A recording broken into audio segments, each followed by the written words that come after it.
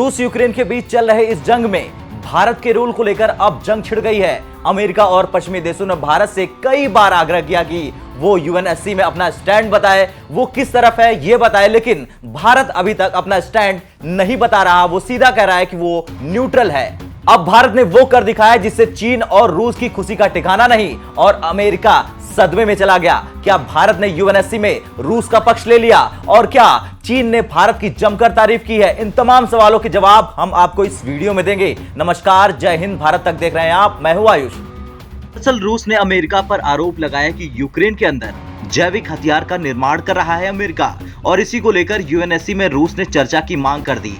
और इसको लेकर भारत ने जैविक हथियारों पर चिंता जताते हुए जांच की मांग का समर्थन कर दिया। यूएनएससी में भारतीय राजदूत टीएस त्रिमूर्ति ने कहा कि भारत ने हालिया बयानों और यूक्रेन से संबंधित जैविक गतिविधियों के बारे में व्यापक जानकारी पर ध्यान दिया।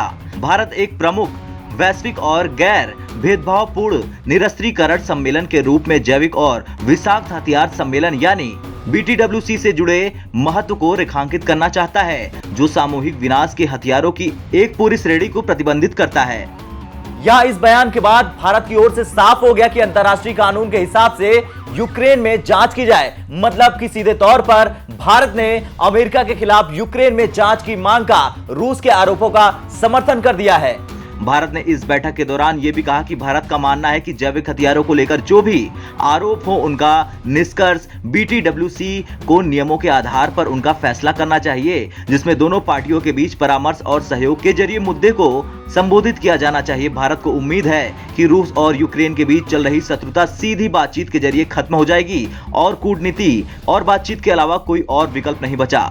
गंभीर मानवीय परिस्थितियों पर फौरन ध्यान दिए जाने की जरूरत है। अब भारत इतना बड़ा स्टैंड ले रहा है और चीन पीछे रह जाए, ये हो ही नहीं सकता। जैसे ही भारत ने इस चर्चा पर समर्थन किया, वैसे ही चीन ने खोल दी अपनी जहरीली जुबान और कह दिया कि अमेरिका यूक्रेन में जैविक हथियारों का निर्माण कर रहा है। इससे पहले भी ऐसी खबरें आई थी कि यूक्रेन में रूस को 30 ऐसी लैब मिली है जहां पर जैविक हथियारों पर रिसर्च हो रहा था। ये भी दावा हुआ कि अमेरिका द्वारा इन लैब को फंडिंग दी जा रही थी। रूस लगातार पूरी दुनिया से अपील कर रहा है कि ऐसे तमाम जैविक हथियारों का तुरंत खात्मा होना चाहिए।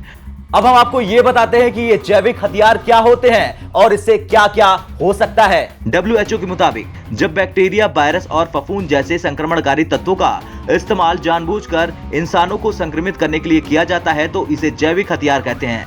इनका प्रयोग करके ही इंसानों को नुकसान पहुंचाया जाता है। हालांकि इनमें से ज्यादा प्रयोग वायरस का होता है। जैविक हथियार कम समय में बहुत बड़े क्षेत्र में तबाही मचा सकते हैं। ये लोगों में ऐसी बीमारियां पैदा कर देते हैं कि वो या तो मरने लगते हैं या अपंग हो जाते हैं या फिर मनोरोगी हो जाते हैं। अब सवाल ये है कि ये हथियार किन किन देशों के पास है जिससे पूरी दुनिया को खतरा है। अब तक जर्मनी, अमेरिका, रूस और चीन समेत 17 देश जैविक हथियार बना चुके हैं। पिछले 2 सालों में चीन पर कई बार आरोप लग चुके हैं कि उसने कोरोना को जैविक हथियार के तौर पर इस्तेमाल किया।